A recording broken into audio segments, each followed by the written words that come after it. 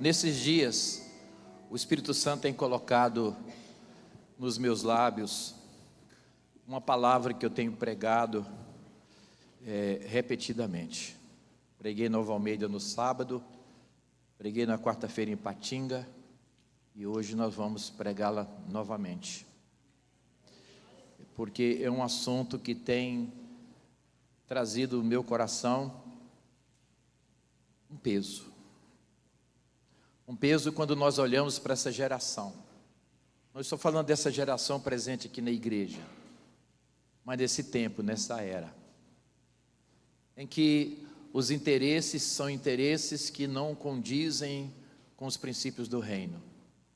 Há uma dispersão geral. A tecnologia chegou para ajudar o ser humano, mas tem se tornado uma armadilha. Porque já não se ora tanto como orava antes, já não se jejua tanto como jejuava antes. A santidade se tornou algo distante, porque tem relativizado a palavra do Senhor. Então nós precisamos abordar este assunto. E eu gostaria que nós começássemos, Gabi, vamos para Daniel capítulo 9, verso 23 até o verso 27. Aí o John. Daniel capítulo 9, 23 a 27, na tradução Revista Atualizada, RA. Essas coisas de gente mais velha, viu? Mas eu ainda vou acostumar com a NVI ainda, que ela é muito boa. Mas Revista Atualizada não é, ainda é outra. RA. Ok, vai essa aqui mesmo até vocês acharem a Revista Atualizada. Preste atenção nesse texto. Do princípio das tuas súplicas saiu a ordem e eu vim para tu declarar, porque és muito amado. Considera, pois, a palavra e entende a visão. 24. 70 semanas estão determinadas sobre o teu povo e sobre a tua santa cidade, Jerusalém, para cessar a transgressão e para dar fim aos pecados e para expiar a iniquidade e trazer a justiça eterna e selar a visão e a profecia e para ungir o Santíssimo, que é Jesus. Próximo versículo.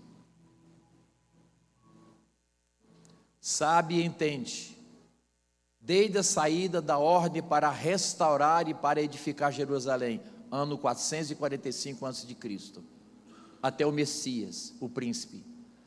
Haverá 7 semanas e 62 semanas, no total de 69.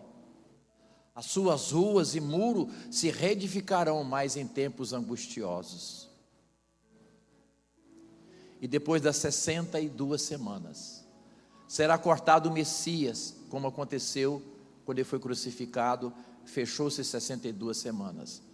Mas não para a si mesmo, e o povo do príncipe que há de vir, está falando do anticristo, destruirá, aqui está falando do general Tito, que destruiu Jerusalém no ano 70, e destruirá a cidade e o santuário, e o seu fim será como uma inundação, e até o fim haverá guerra, e são determinadas as assolações. E ele firmará aliança com muitos por 1 semana. Agora já está falando do anticristo. E na metade da semana fará cessar o sacrifício e a oblação. E sobre a asa das abominações virá o assolador. Isso até a consumação. O que está determinado será derramado sobre o assolador. Esse texto profético, extremamente complexo, mas que fala da vinda do anticristo. Por que abordar este assunto hoje? Porque nós estamos vivendo como se não se tivesse amanhã. Salmo 90:10. Moisés escreveu ainda no deserto que a vida de um homem de 70, 80 anos que passa é canseiro e enfado. O que ele estava dizendo é o seguinte: que a nossa vida é limitada, e que todos nós iremos para a eternidade, e essa eternidade é com Jesus ou sem Jesus. Por isso nós precisamos olhar com muita seriedade este assunto. A questão escatológica, ela precisa voltar aos púlpitos da igreja na nação, como também a santidade e o arrependimento, como tem acontecido aqui nessa igreja. Mas a volta de Jesus, ela é real. Jesus, ele falou com muita clareza sobre este assunto. Mas antes de nós entrarmos naquilo que Jesus falou sobre o arrebatamento da igreja, a vinda do Messias, do próprio Jesus, eu quero ainda pensar com você rapidamente acerca de alguns textos da palavra do Senhor. 1 Tessalonicenses capítulo 5, verso 9, por favor. Vou dar um pouquinho de trabalho para vocês. 1 Tessalonicenses 5, 9.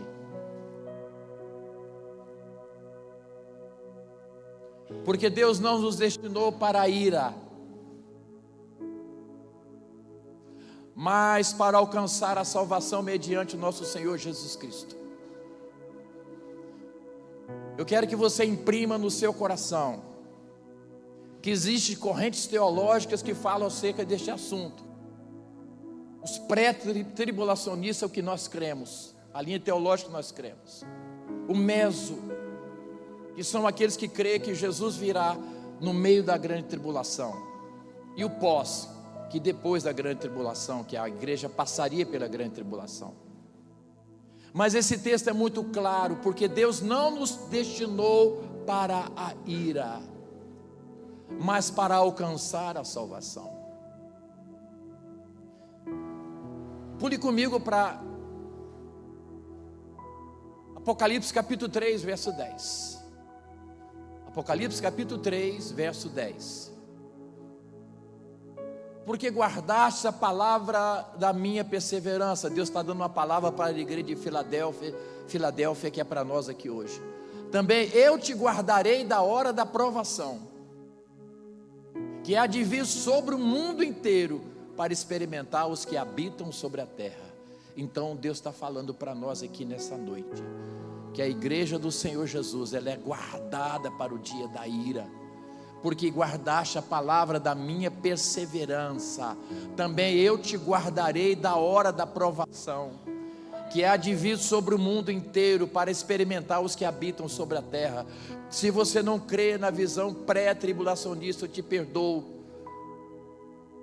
Tempos atrás um pastor sentou comigo e temou acerca da visão, dizendo que a igreja vai passar pela grande tribulação. No final eu disse para ele o seguinte: vamos fazer o seguinte, nós vamos subir antes e você sobe depois, nós vamos encontrar lá, não tem problema nenhum não, nenhum problema. O importante é que nós vamos subir, e que nós precisamos estarmos preparados para esse encontro com Jesus. Ah, mas Jesus vai voltar? Vai. Evangelho de João capítulo 14, verso 3, por favor. Evangelho de João capítulo 14, verso 3. Vai acompanhando comigo na palavra. E quando eu for, como ele foi, crucificado, ressuscitado e subiu aos céus. Atos 1:9 fala sobre isso. E quando eu for e vos preparar lugar, voltarei e vos receberei para mim mesmo, para que onde eu estou estejais vós também. Então é certo que Jesus vai voltar. Meu Deus. Por isso nós vamos pensar um pouquinho o que Jesus falou acerca deste assunto. Evangelho de Mateus, capítulo 24. Evangelho de Mateus, capítulo 24. Talvez você que ainda é novo na fé ou está nos visitando, talvez nunca tenha ouvido falar acerca disto. Mas eu quero te lembrar que você veio do Senhor, que você é espírito, você tem uma alma e habita em um corpo, e um dia esse corpo vai se desfazer. E o que é espírito ou volta para Deus ou não. Qual a nossa escolha? E Jesus fala sobre isso. Eu sei que você vai sair muito apertado daqui hoje, porque todas as vezes que eu toco nesse assunto, eu fico apertado. Mas é melhor nós sairmos em crise e tomarmos decisões assertivas do que viver numa insegurança total, porque ninguém aqui tem garantia que vai estar vivo amanhã. Ninguém tem garantia. Será que você estará vivo amanhã e eu estarei vivo amanhã? Não temos garantia. Vamos analisar o que Jesus falou. Mateus capítulo 24. Tendo Jesus saído do templo, ia se retirando, quando se aproximaram dele os seus discípulos para lhe mostrar as construções do templo. Quando você for em Jerusalém, você vai entender isto. Vocês estão ficando espertos, porque o templo fica aqui no Monte Moriá. Tem um vale, que é o Vale de Cedron, e do outro lado é o Getsemane, em cima o Monte das Oliveiras, para vocês entenderem geograficamente. Verso 2. Ele, porém, lhes disse: não vedes tudo isto? Falando acerca do templo, que foi destruído no ano 70 pelo general Tito. Em verdade eu vos digo que não ficará aqui pedra sobre pedra que não seja derribada. Verso 3. Agora ele já estava do outro lado, no Monte das Oliveiras. No Monte das Oliveiras achava-se Jesus assentado, quando se aproximaram dele os discípulos, em particular, e lhe pediram: dize-nos quando sucederão essas coisas, e que sinal haverá da tua vinda e da consumação dos séculos. Aí começa, olha os sinais, olha a profecia. Depois vocês me dizem se já cumpriram ou não essas profecias, porque presta atenção, o primeiro texto que eu li sobre as 70 semanas de Daniel, são 70 semanas de anos, isto é, 70 vezes 7. O tempo profético começou no ano 445 a.C. A segunda parte cumpriu-se na crucificação de Cristo, e a terceira na destruição de Jerusalém no ano 70. Ali completaram 69 semanas de anos, faltando apenas uma semana de ano para o cumprimento da profecia, sendo que esta uma semana de ano será a grande tribulação. Então desde o ano 70 já está consumado e determinada a volta de Jesus. Pode ser hoje, amanhã e depois de amanhã, sucessivamente. Ficou claro para vocês essa questão? 70 semanas de Daniel? Ok, então vamos voltar aqui.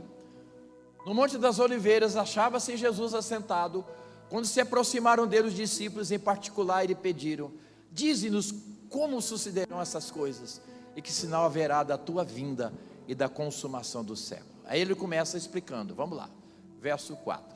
Ele lhes respondeu: vede que ninguém vos engane. Aqui eu quero pensar com você acerca disto. Nós temos aqui os pastores que estão aqui, presta atenção no que eu vou falar. Há uma geração que é instruída pela internet, que ficam, babando pregadores maravilhosos da internet, que pregam aquilo que vai trazer consolo e conforto à alma. Mas o evangelho de Jesus não é isto. Ele é o evangelho de arrependimento, de confronto. Por favor, Malaquias capítulo 2, versos 5 até o verso 7. Presta atenção nisso aqui, pastores. Malaquias 2, 5, 7. O que a palavra do Senhor diz? Minha aliança com ele, o sacerdote, foi de vida e de paz. Ambas lhe dei eu para que me temesse. Com efeito, ele me temeu e tremeu por causa do meu nome. Está falando do sacerdote. A verdadeira instrução esteve na sua boca, no sacerdote, não naquele da internet. E a injustiça não se achou nos seus lábios. andou comigo em paz, em retidão, e da iniquidade apartou a muitos. Porque dos lábios do sacerdote devem guardar o conhecimento, e da sua boca devem os homens procurar instrução, porque ele é mensageiro do Senhor dos Exércitos. A igreja, cada igreja tem um sacerdote que Deus levanta. O sacerdote, ele não cai de paraquedas no altar de uma igreja. Hebreus capítulo 5 diz que ele foi escolhido do meio do povo, que tem as mesmas fraquezas que o povo tem, mas é o Senhor quem o levanta e o estabelece. Mas essa geração díspara e anda por todos os lados, ouve em todo mundo menos o sacerdote que Deus estabeleceu. Vigie. E Jesus disse em Mateus 24, 4: vigie para que vocês não sejam enganados. Vigie para que não sejam enganados. Próximo versículo.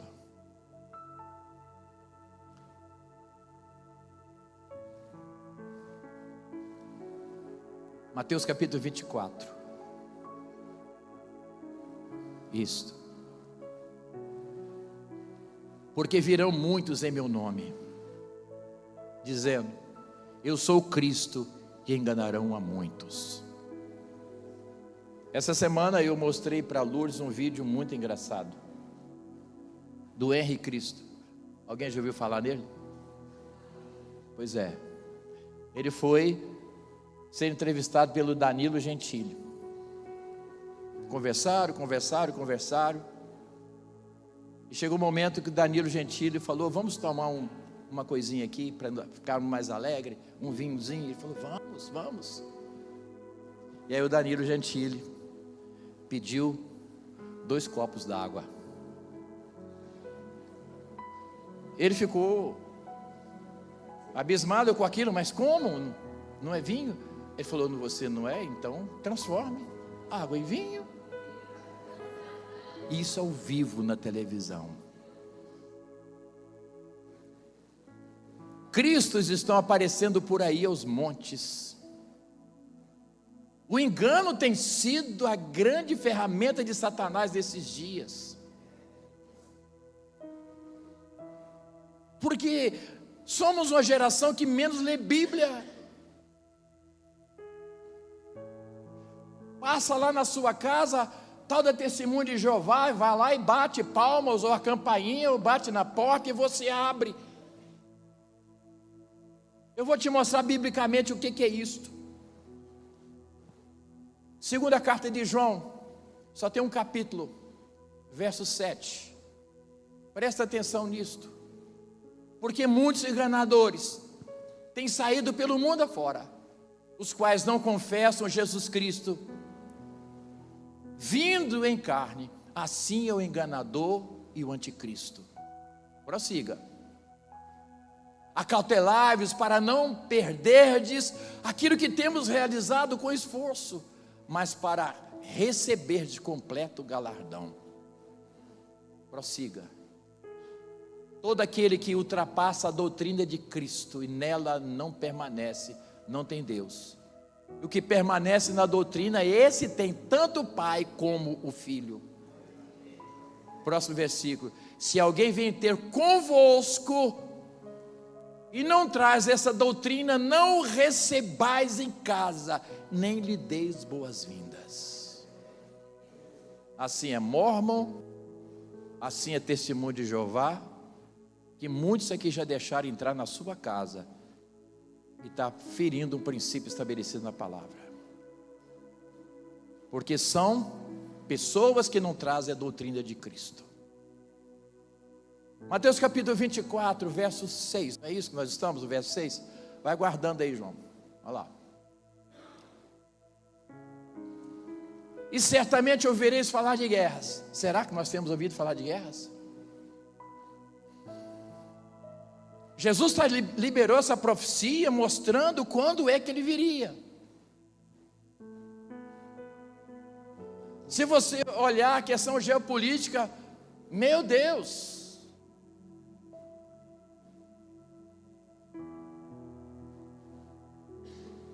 Tudo isso é a plataforma para o anticristo, porque vai chegar um momento que não tem mais solução nenhuma. Então precisa de um governo mundial, alguém para dizer que vai trazer a paz. E aí começa então o governo do anticristo. Guerras têm sido, para vocês terem uma ideia, o século XX, durante todo o século XX, somente 3 dias não tiveram guerras no mundo. 3 dias em 100 anos. Sabe, se nós fôssemos mais atentos, nós já teríamos analisado essas coisas que Jesus falou e comparado com o tempo que nós estamos vivendo. Ele está falando guerras e rumores de guerra. Não vos assusteis, porque é necessário assim acontecer, mas ainda não é o fim, é o princípio das dores. Próximo versículo. Porquanto se levantará nação contra nação, reino contra reino, haverá fomes e terremotos em vários lugares. Para vocês terem uma ideia sobre a questão da fome, eu estava conversando semana passada com o apóstolo Zeni, que pessoalmente ele cuida de um povo na África, e ele esteve lá 2 anos atrás. Inclusive vai agora em junho de novo para construir uma cozinha, uma estrutura lá para poder ajudar o povo. Ele pregou na igreja no domingo de manhã. O culto terminou mais de 11 horas.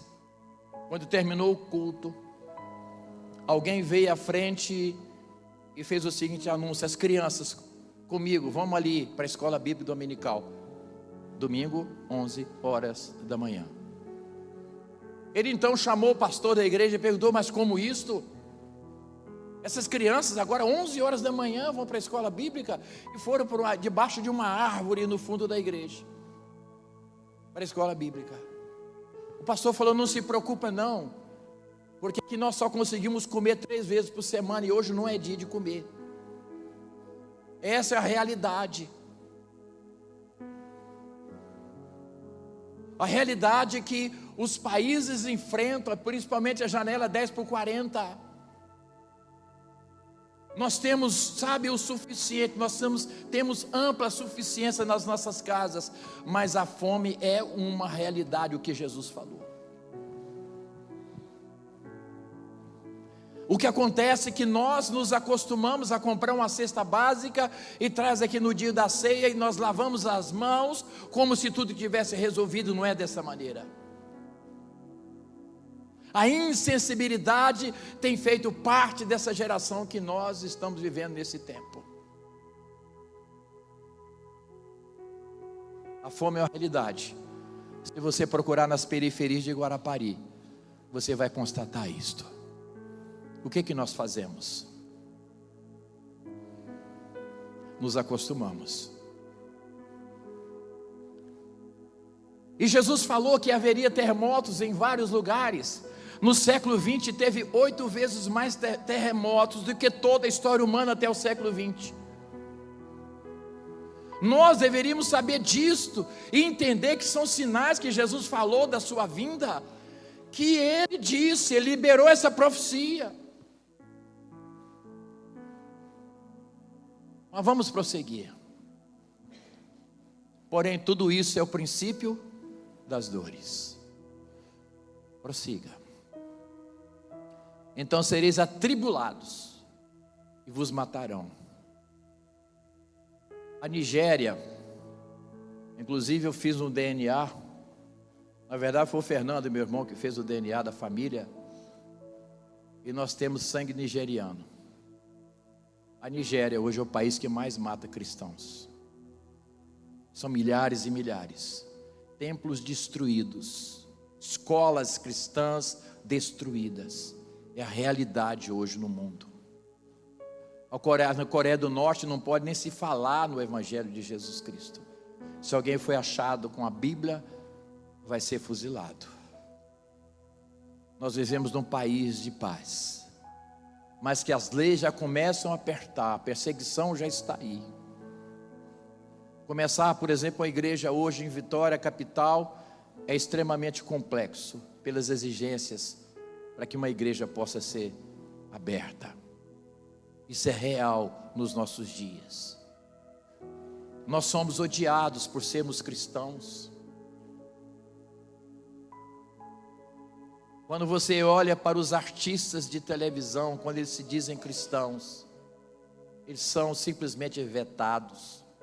Em Hollywood, quando um artista daquele se diz cristão, ele simplesmente é cancelado. Esse é o termo que se utiliza nesse tempo, por causa de Jesus. E Jesus disse que isso aconteceria. Mas mesmo assim a nossa geração anda dispersa, como se não tivesse amanhã, como se nós não fôssemos para a eternidade. Porque se Jesus não voltar por esses dias, vai chegar o momento que nós vamos encontrar com Ele ou não.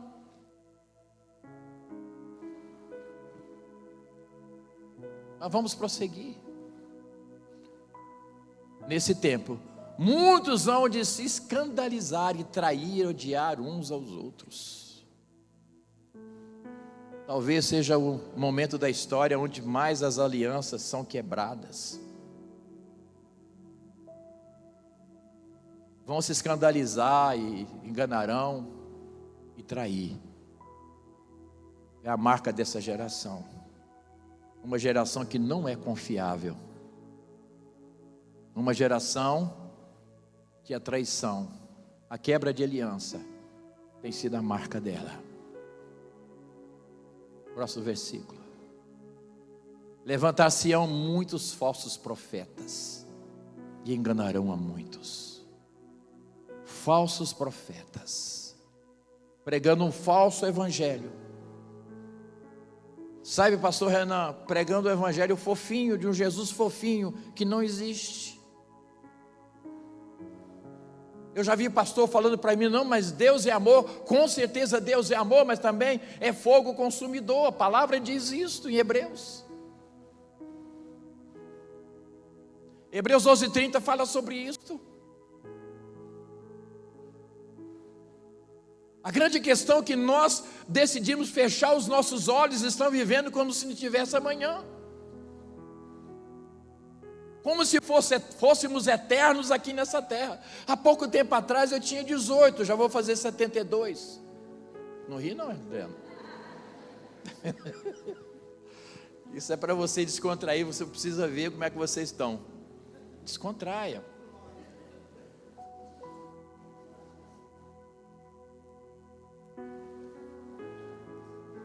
Levantar-se-ão muitos falsos profetas, enganarão a muitos. Você sabe como se conhece um falso profeta? Você sabe biblicamente? Primeira carta de João, capítulo 4. Primeira epístola de João, capítulo 4, verso 1.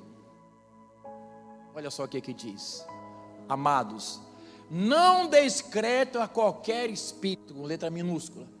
Antes provai os espíritos e se procede de Deus, porque muitos falsos profetas têm saído pelo mundo afora. Naquela época, hein? Imagina hoje. Prossiga. Nisto reconheceis o Espírito de Deus, Espírito com letra maiúscula. Todo espírito com letra minúscula que confessa que Jesus Cristo veio em carne é de Deus. Se não confessa, não vem de Deus. É uma geração que não tem o dom do discernimento de espírito, recebe profecia e não tem discernimento se veio da parte de Deus ou não. Recebe então profetada que não cumpre e se decepciona. A responsabilidade é nossa para saber se vem de Deus ou se não vem de Deus.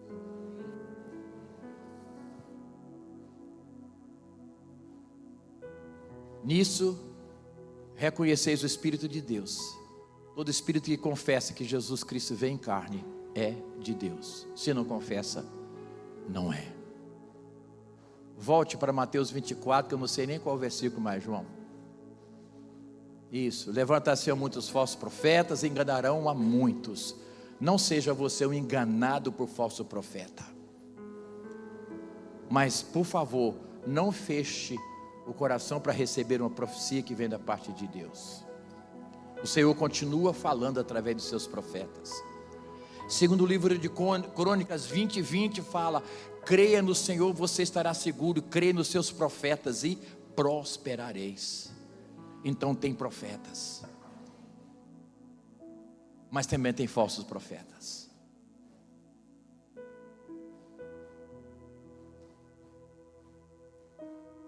Próximo versículo.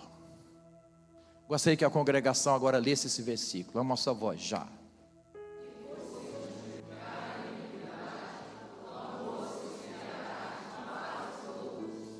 Quase todos. Ainda bem que nós estamos nessa pequena fatia que sobrou. Amém, você concorda com essa palavra? Porque o que acontece? Hoje nós vemos uma notícia ruim na televisão, aquilo ficou comum. O irmão que sentava do seu lado aqui na igreja, que não está mais aí. Nós não procuramos saber o que aconteceu. Não buscamos aquele que está ferido, porque não nos importamos com o outro. Em Lameira de Caminhões que a gente vê escrito que eu cuido da minha vida, você cuida da sua. Nós não é assim. Nós cuidamos uns dos outros. E o amor tem se esfriado, porque o egoísmo tem campeado no meio do povo. Sabe, uma das coisas que mais traz alegria ao coração do ser humano é servir. Vocês querem ver? 1 Timóteo capítulo 6, verso 6. Dê uma olhada nesse texto comigo. 1 Timóteo 6, 6. De fato, grande fonte de lucro é a piedade com contentamento. Vamos ler esse versículo para você nunca mais esquecer dele? Alma sua voz, já.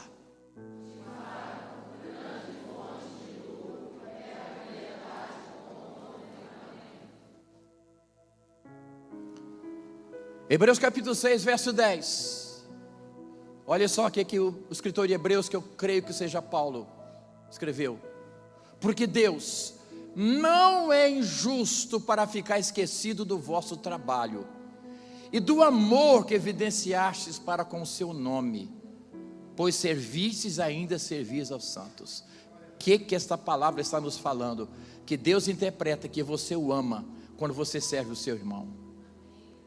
Quando você se preocupa com o seu irmão, quando você busca o seu irmão.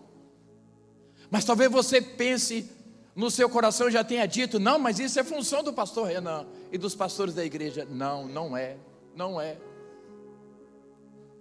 Paulo escreveu para nós em Efésios capítulo 4, no verso 11, acerca dos 5 ministérios da vida da igreja. E a igreja tem os 5 ministérios para treinar os santos para a obra. A nossa função é treinar vocês. Está na Bíblia. Vocês querem ver escrito isso? Efésios capítulo 4, verso 11, verso 12. Efésios 4, 11 e 12. Ele vai falar primeiramente dos 5 ministérios na vida da igreja. E ele mesmo concedeu uns para apóstolos, que vai, como eu vou junto com Lourdes. Outros para profetas. Outros para evangelistas. E outros para pastores e mestres. Aí o verso 12 vai dizer: com vistas ao aperfeiçoamento dos santos,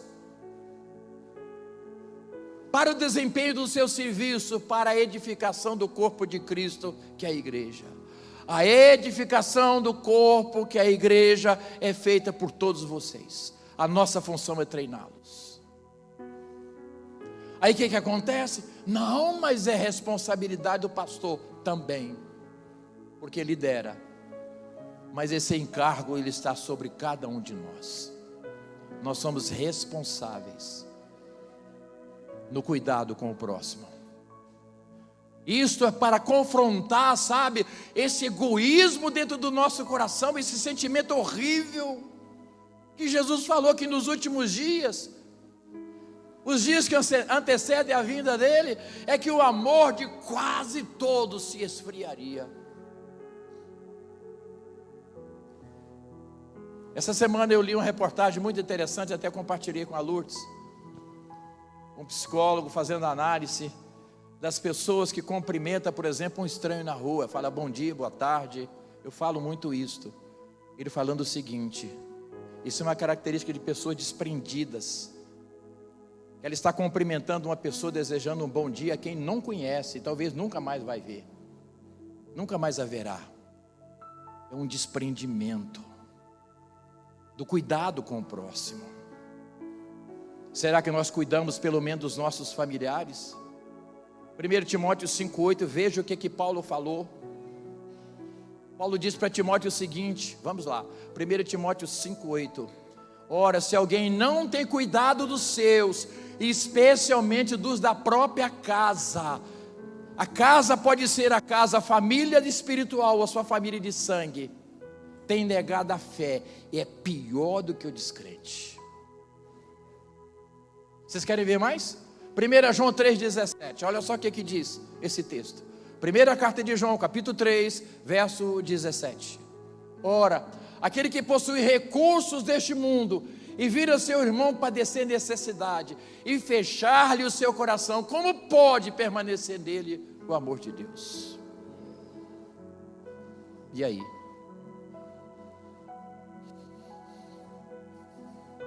Eu espero que Jesus te incomode muito com essa história, porque é a realidade de todos nós. Talvez você jovem que está aqui possa dizer, mas eu sou jovem ainda. Pouco tempo atrás eu estive no cemitério lá na Serra, enterrando a mamãe do apóstolo Sérgio. E foi lá no final do cemitério, eu vim andando nas tumbas, prestando atenção. A grande maioria são jovens, que nós não sabemos se subiu ou não.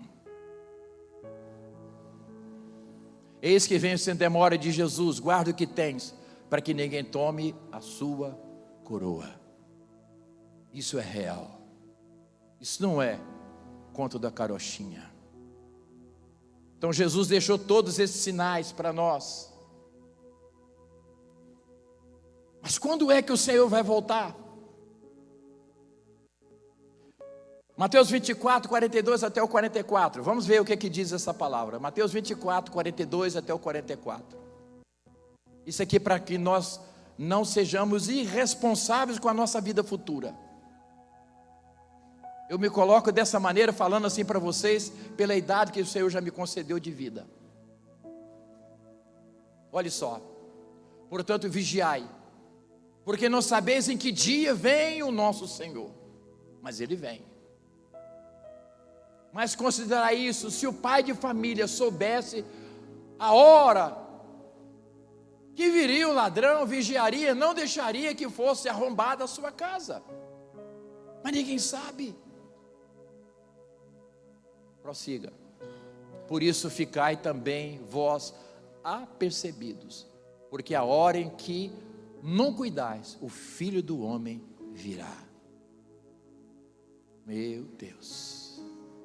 Jesus virá quando o mundo não estiver esperando, e essa geração não está esperando a volta de Jesus. Vivemos de maneira irresponsável. Infelizmente é dessa forma. Eu tenho sido impactado por isto.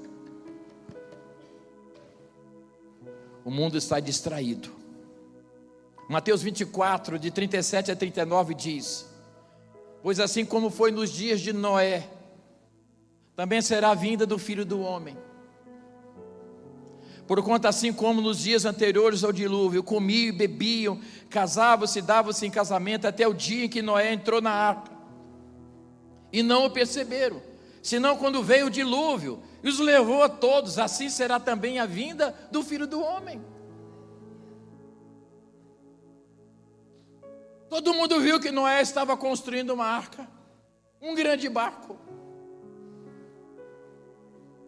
mas não deram a mínima para aquele grande barco que está sendo construído. Ele ficou ali 100 anos, mais de 100 anos, até 120 anos. Alguns creem dessa forma, construindo ali aquele grande barco. E Noé se tornou então execrável no meio daquela sociedade. Um homem de barbas brancas construindo um barco e falando que ia chover. Não tinha chuva naquela época, não existia chuva. Vocês sabiam? As plantas eram regadas por um orvalho que subia, mas chuva não existia. Até que a arca se fechou e a chuva veio. O que Jesus falou se cumpre. Tudo que vocês ouviram aqui já se cumpriu. Tudo, inclusive as 70 semanas de Daniel. Eles comiam, bebiam, casavam-se, compravam, vendiam, mas ignoravam o juízo. Não está falando que não deva se casar, não é isso. Mas isso não é o fim de todas as coisas. Sabe, nós vivemos como peregrinos. Nós precisamos ter senso de eternidade. A eternidade precisa estar dentro de nós. Mas quando é que Jesus vai voltar? Mateus 25, 5. Quando as pessoas estiverem dormindo.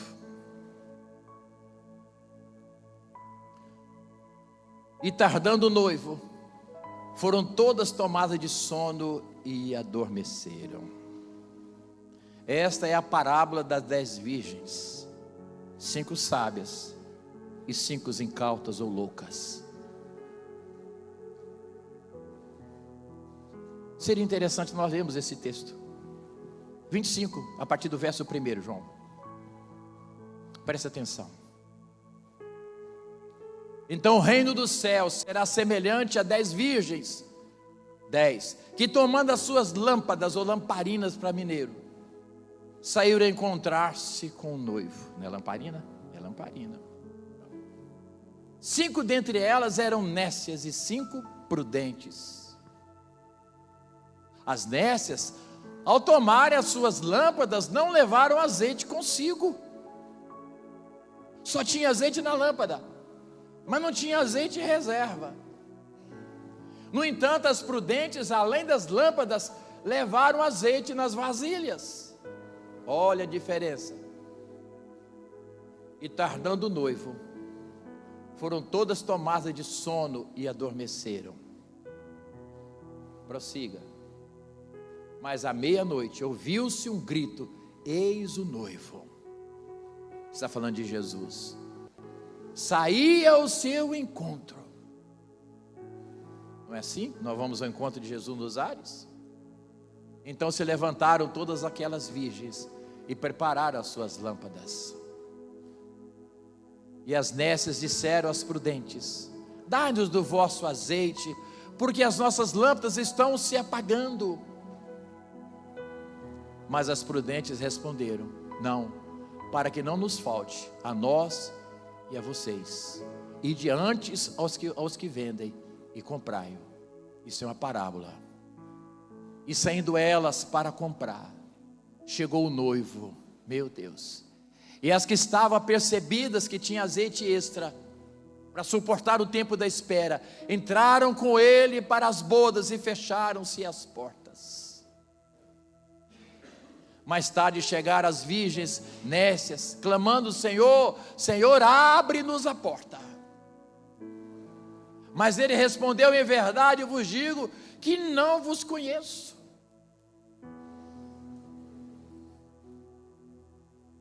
Essa é a realidade de muitos.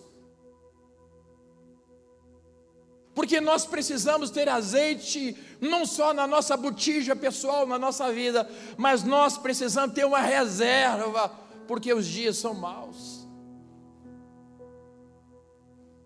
E se o noivo vier hoje, amém, mas se demorar 1 ano ou 2, quantos já não estão mais de pé?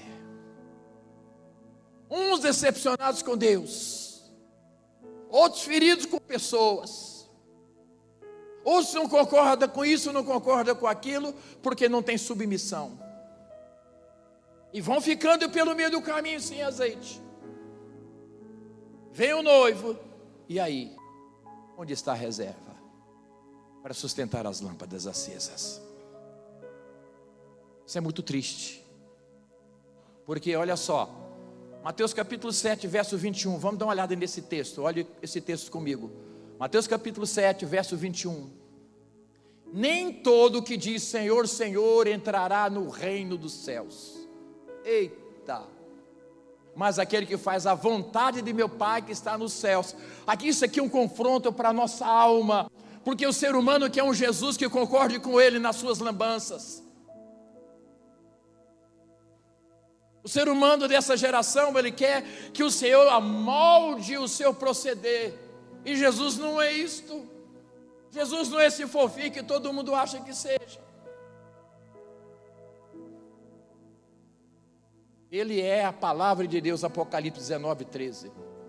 Ele é a palavra de Deus, os princípios, é a própria natureza de Jesus. Ele não age fora disto.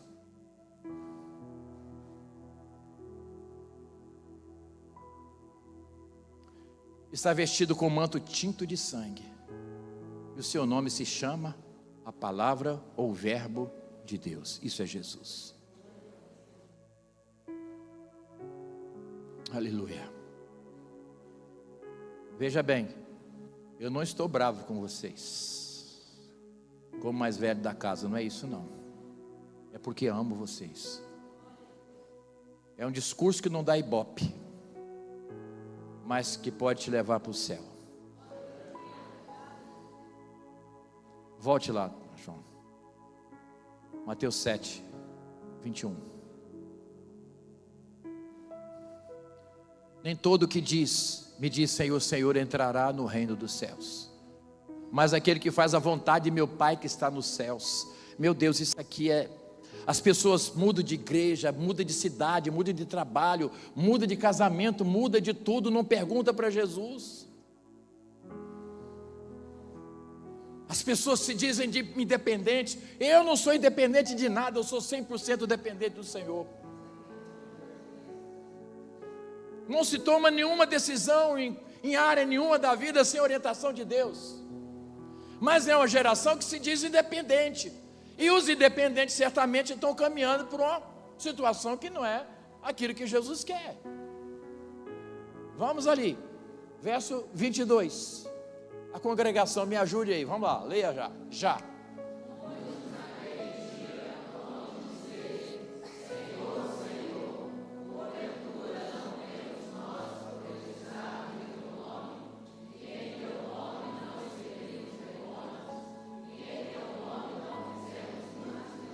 Meu Deus, profetizado no nome de Jesus, expelido o demônio,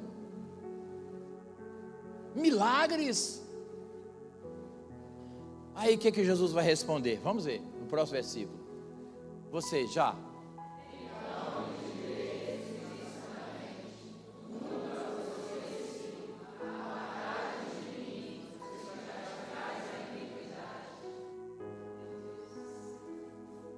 Por isso que o verso 21 diz que não adianta dizer Senhor, Senhor, mas somente aquele que faz a vontade do Senhor que vai herdar o reino. Nós não podemos de forma alguma moldar o evangelho, sabe, ao nosso bel prazer.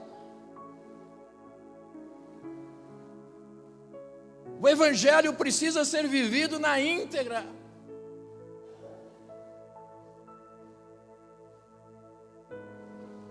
Essa história aqui é uma história muito longa, porque eu estou falando só antes do arrebatamento. Depois tem o arrebatamento, depois do arrebatamento tem o tribunal de Cristo, tem as bodas do Cordeiro, tem a segunda efetiva vinda de Jesus, porque na primeira vem dos ares.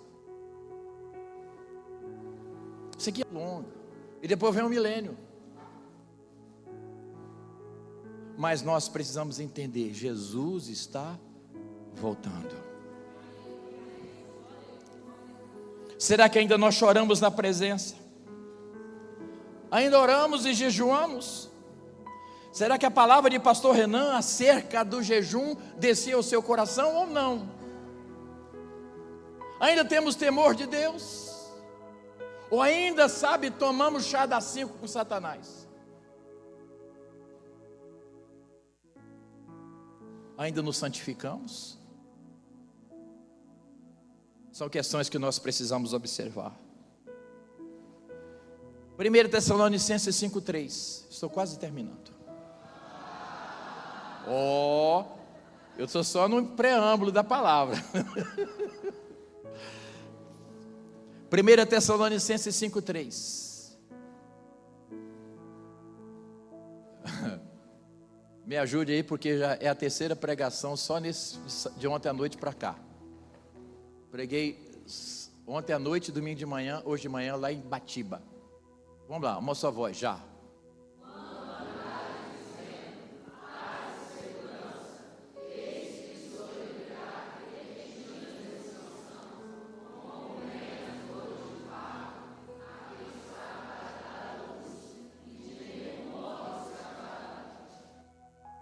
O mundo prega paz sem arrependimento, prosperidade sem santidade, inclusão sem cruz, evangelho sem renúncia. É uma falsa segurança.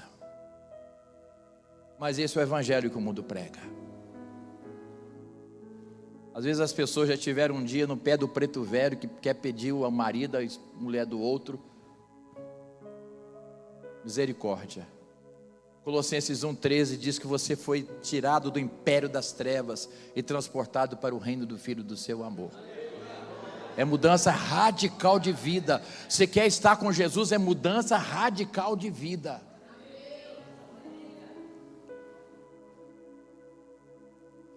Jesus disse: essas coisas vos tenho dito para que tenhais paz em mim.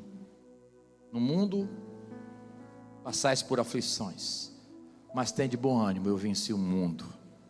João 16:33. Não se deixe assim enganar por discurso humanista. Nossa paz, ela vem da cruz de Cristo. É através da cruz. Mas quando o mundo estiver nos prazeres, vocês querem ver isto? Lucas 21:34 até o 36. Lucas 21:34 a 36. Olha só. Vigiai, pois a todo tempo orando, para que possais escapar de todas essas coisas que têm de suceder, e estarem em pé na presença do Filho do Homem. Eita. Próximo.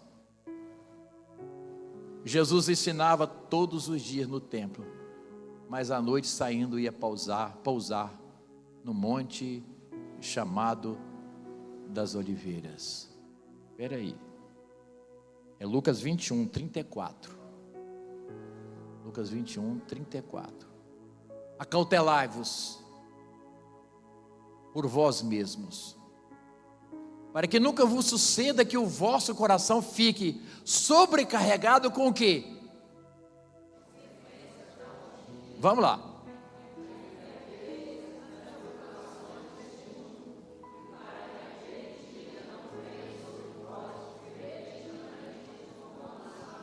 Jesus compara o quê? Vamos ali, vamos prestar atenção.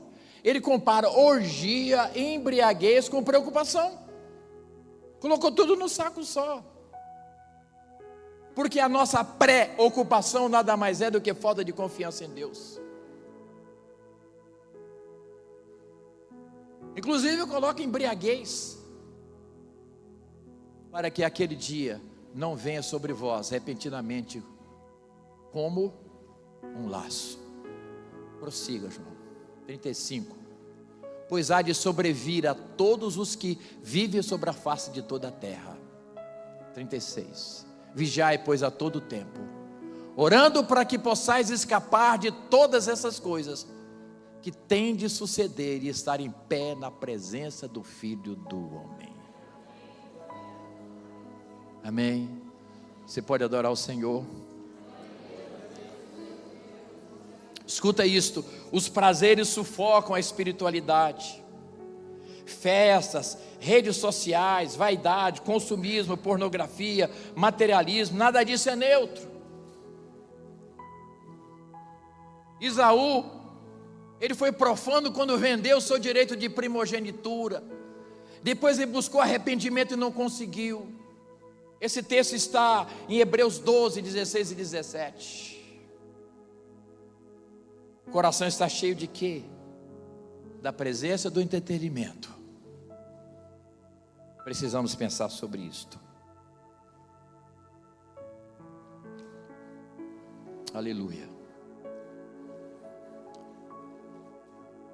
Mas Jesus virá quando os tolos estiverem despreparados. Mateus 25, de 11 a 13, João. Mateus 25, de 11 a 13. Mais tarde, chegaram as virgens nécias, clamando: Senhor, Senhor, abre-nos a porta. Mas ele respondeu: em verdade vos digo que não vos conheço. Vigiai, pois, porque não sabeis o dia nem a hora.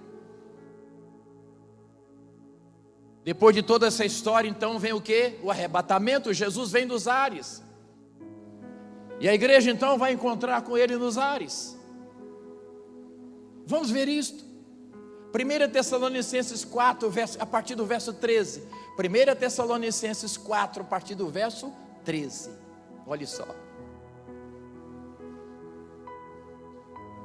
Não queremos, porém, irmãos, que sejais ignorantes com respeito aos que dormem, isto é, aqueles que já foram para a eternidade, para que não vos entristecerdes como os demais que não têm esperança. Prossiga. Pois se cremos que Jesus morreu e ressuscitou, assim também Deus, mediante Jesus, trará em sua companhia os que dormem, quando ele vier buscar a igreja. Ora, ainda vos declaramos por palavra do Senhor isto: nós os vivos, os que ficarmos até a vinda do Senhor, que é o nosso caso, de modo algum precederemos os que dormem. Primeiro os que dormem sobem, depois nós subiremos. É o que Paulo está falando. Próximo versículo. Porquanto o Senhor mesmo dá a palavra de ordem, ouvida a voz do arcanjo, ressoada a trombeta de Deus, descerá dos céus, e os mortos em Cristo ressuscitarão primeiro. Aleluia. Verso 17. Depois nós, os vivos, os que ficarmos, seremos arrebatados, juntamente com eles, entre nuvens, para o encontro do Senhor nos ares, e assim estaremos para sempre com o Senhor. Primeiro, então, dada a ordem, aqueles que morrerem em Cristo vão subir primeiro, e depois nós subiremos, que estivermos vivos. Por que eu digo nós? Vou te falar. Uma das profecias que Jesus deixou para nós é que quando a figueira florescesse, não passaria essa geração. E a figueira floresceu em 1948, com o estabelecimento do Estado de Israel. Então essa geração é uma geração do arrebatamento. Nós somos a geração do arrebatamento. Todos os sinais proféticos apontam para isso. Dia e hora nós não sabemos, mas todos os sinais proféticos apontam que é nessa geração que Jesus vai tocar o chofar, e nós vamos encontrar com ele nos ares. Aí talvez você pergunta, depois que nos encontrarmos com Jesus nos ares, o que vai acontecer? Nós subiremos até o céu, e lá então acontecerá o chamado tribunal de Cristo. O que é tribunal de Cristo? Não é a questão de sermos ou não sermos salvos, mas é que as obras que nós fizemos aqui na terra serão julgadas. A Bíblia fala em obras de ouro, prata, pedras preciosas, madeira e palha. Então haverá hierarquia no céu. Por isso que aquilo que Deus colocou nas suas mãos, faça conforme o melhor das suas forças. Salomão falou isto, porque vai ser julgado lá em cima. Presta atenção. Todos aqueles que forem arrebatados chegarão. Mas e aí? O que você fez? A obra que você fez, ela vai passar pelo fogo. O que vai sobrar? É a grande pergunta. Isso é o tribunal de Cristo. Aí depois vem as bodas do Cordeiro, aquela grande festa para os salvos. Meu Deus. Aí sim que Jesus vai descer no Monte das Oliveiras, nos trazendo com Ele para governo deste mundo. O anticristo será apenas com um sopro e será eliminado. e vai se estabelecer o reino milenar, 1000 anos de paz. Que Deus vos abençoe. Que você guarde essa palavra no seu coração, que ela seja lâmpada para os seus pés e luz para o seu caminho, e que o Senhor ministre profundamente, muito mais do que você ouviu aqui nessa noite. Ministério de louvor, por favor.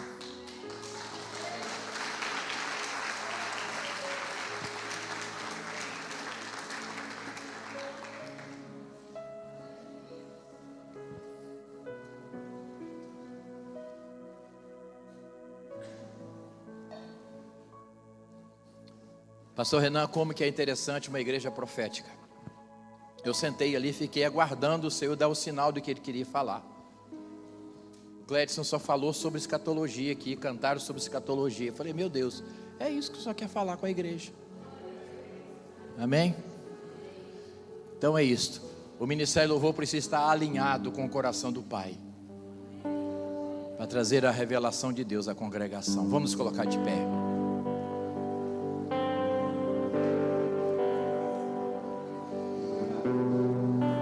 Essa noite é noite de arrependimento. Escute, quando Pedro fez aquela pregação maravilhosa,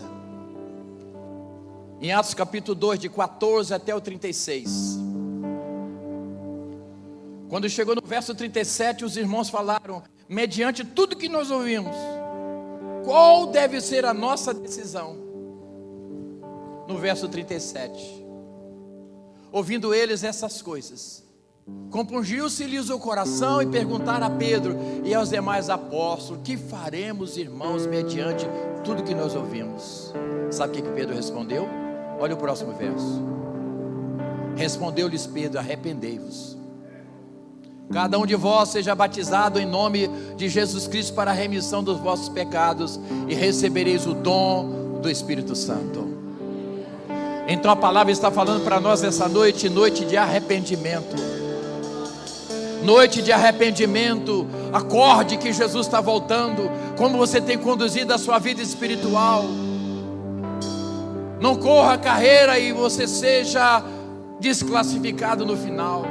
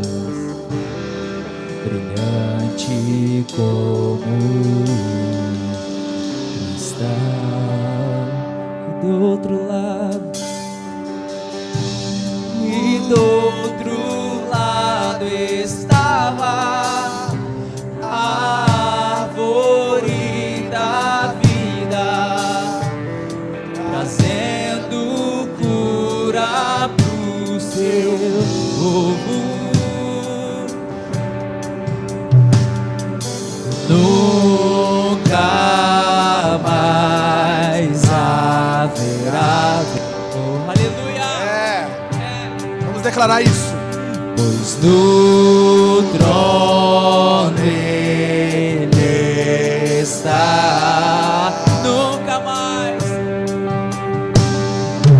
nunca mais haverá dor, pois no trono Ele está, pois no trono Ele está. Maranata, Maranata.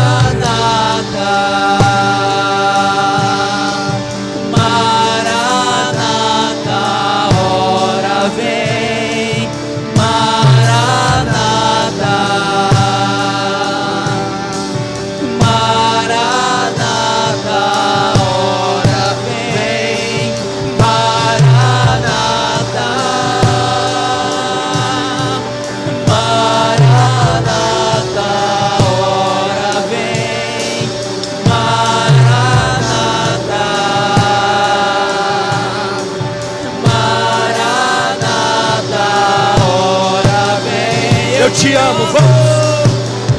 Eu te amo, eu te quero, mais que tudo, mais que o mundo. Volta pra mim, Volta pra volta pra mim.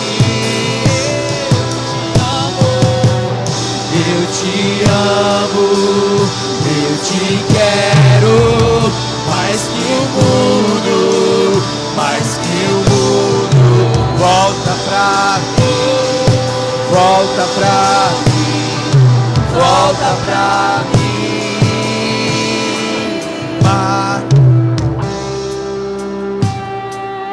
Vamos, igreja. Maranata,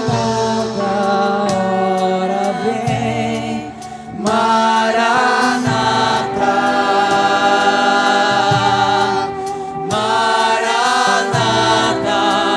Somente a igreja, vamos declarar isso, só a igreja. Eu te amo. Eu te amo. Eu te quero.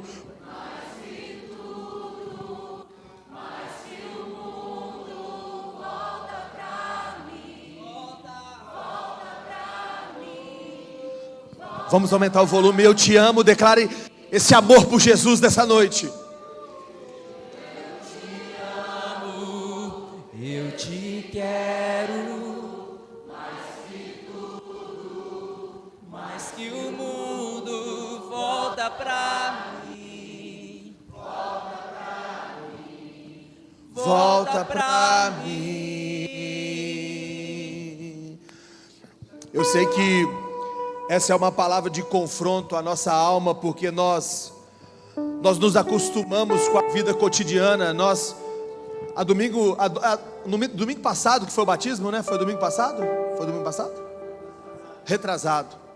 Domingo retrasado, apóstolo Roberto, nós tivemos aqui uma noite de batismo, uma noite linda. E a palavra de Deus para a igreja era: volte para o lugar do arrependimento, porque Jesus está voltando.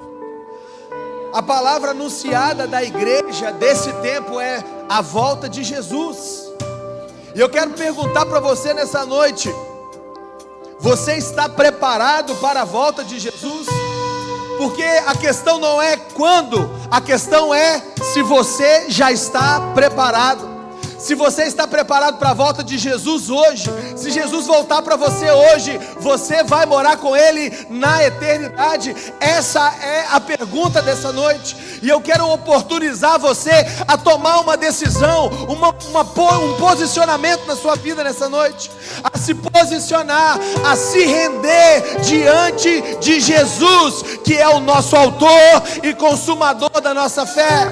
Eu quero fazer uma pergunta para você. Você quer aceitar Jesus e reconhecer que Ele é o seu Senhor e seu Salvador? Se você deseja isso, essa é a noite de salvação para você, porque Jesus está voltando. Tem alguém aqui nessa noite que quer aceitar e quer reconciliar com Jesus?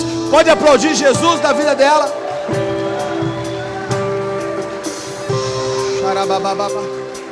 Tem mais alguém? Tem mais alguém que deseja nessa noite fazer um compromisso? Um compromisso ao Maranata, a hora vem, Senhor Jesus. Você pode aplaudir Jesus? É noite de reconciliação, é noite de salvação. Aleluia. Tem mais pessoas? Abracem ele, a equipe, fica com eles. Eu sei que tem mais pessoas aqui nessa noite. Eu quero oportunizar você. Eu quero dar a oportunidade mais importante, que é vir para casa, vir de volta para casa. Deus está me dizendo aqui que tem pessoas que precisam voltar de volta para casa. E talvez é você que eu estou falando essa noite. Volta para casa, meu filho. O Pai está de braços abertos para te abraçar. Saia do seu lugar. Rompa agora nessa noite. Mais alguém deseja nessa noite voltar para o Senhor? Então estenda suas mãos para cá, por favor. Deus, nós abençoamos, ó Pai, cada um desses irmãos. Ó Deus, que a decisão que eles tomaram nessa noite de voltar aos caminhos do Senhor, essa é a decisão mais importante da vida deles. E nós como igreja abençoamos para que eles possam viver a melhor estação da vida deles. Porque a melhor certeza que nós temos é a eternidade. A maior certeza que nós temos é que nós vamos morrer, mas nós vamos morrer nessa terra, mas vamos viver com Cristo por toda a eternidade. Então nós abençoamos a cada um de vocês, para que vocês possam viver o melhor dessa terra, para preparar para a volta de Jesus. Sejam abraçados e amados. Você pode aplaudir Jesus da vida deles? Vamos declarar isso, Maranata. Enquanto eles são abraçados, pode cantar Maranata, vamos. Minha fé não pelo que vejo, mas pelo que creio eu. Fixo os meus olhos no Autor e Consumador da minha fé, não pelo que vejo, mas pelo que creio eu. Fixo os meus olhos no Autor e Consumador da minha fé. Grava eternidade em mim, Jesus, pois tudo é passageiro aqui. A recompensa é você, a minha recompensa. Vamos declarar isso então, vamos. Você grava a eternidade em mim, Jesus, pois tudo é passageiro aqui. A recompensa é você, a minha recompensa é você. Não pelo que vejo, mas pelo que creio eu. Fixo os meus olhos no Autor e Consumador da minha fé.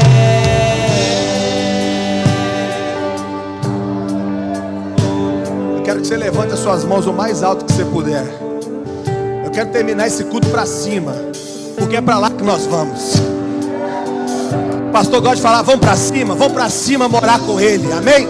Então você vai dar o maior brado que você puder, de celebração, porque os céus estão em festa nessa hora, porque onde a salvação é o milagre mais importante do Evangelho. Então no 3, você vai aplaudir e vai glorificar da forma mais alta que você puder.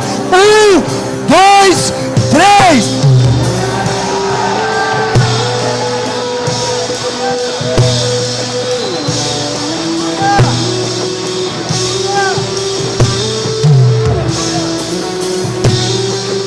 Aleluia. Antes de orar por vocês, 2 recados. Que isso, cara? Diferenciado, hein?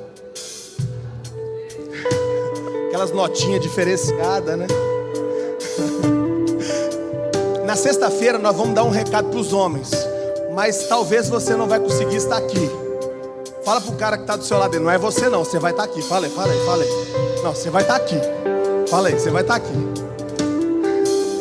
Ó, o recado vai ser o seguinte: dia 23 nós temos imersão de homens da rede apostólica, amém? Vai ser lá na Serra. Então nós vamos mobilizar carros aqui para a gente estar lá e ser ministrado com os homens de toda a rede apostólica da nossa Aliança Amai, amém? Beleza? Dia 23, já guarda na agenda, é um sábado, à tarde para a noite, nós vamos estar ali sendo ministrados. Só homem, amém? Só os guerreiros, só os valentes. Show? E no sábado que vem, isso aí, cara, é diferenciado. E no sábado que vem, nós vamos ter a inauguração da Monte Sião, Rio Novo do Sul.